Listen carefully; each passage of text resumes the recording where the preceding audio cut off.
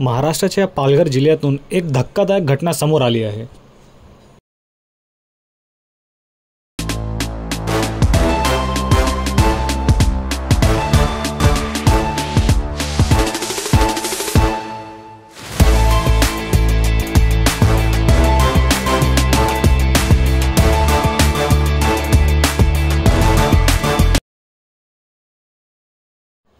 पालघर मनोर मार्गावर वाघोबा घाटातील जंगलात झाडाला लटकलेल्या आणि कुजलेल्या अवस्थेत एका 35 वर्षीय महिलेचा मृतदेह आढळून आला आहे।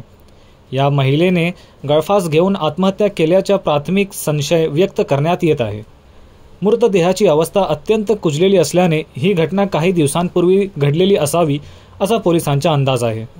मृत महिलेची ओळख आधार कार्डाच्या माध्यमातून पटली असून ती मनोर येथील रईसपाडा गावाची रहिवासी असल्याची माहिती मिळाली आहे।